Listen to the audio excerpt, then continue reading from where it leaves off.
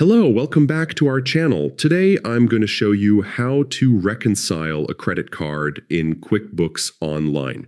Keeping your credit card accounts balanced and accurate is essential for small business owners and anyone managing financial operations, as it ensures your accounts reflect true spending and helps prevent discrepancies. First, sign into your QuickBooks Online account.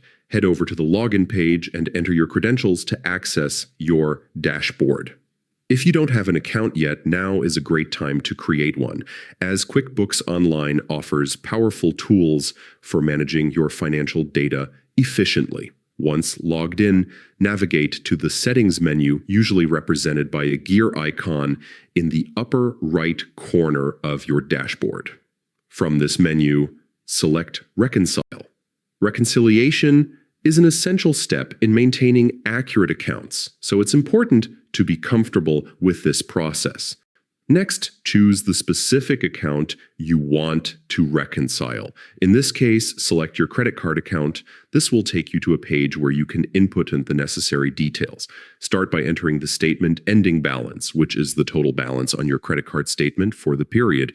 Double-check this number carefully, as accuracy is key to a successful reconciliation. After that, enter the statement ending date. Make sure this date matches the period covered by your credit card statement to avoid discrepancies. Now it's time to match and clear transactions. Go through the list of transactions provided in QuickBooks and ensure they align with your credit card statement. Check each transaction line by line, verifying both amounts and dates. Continue this process until the difference is 0. Once all transactions are matched and cleared, click Start Reconciling. This finalizes the process, updates your accounts with accurate balances, and ensures your financial records are correct. And that's it. You've successfully reconciled your credit card in QuickBooks Online.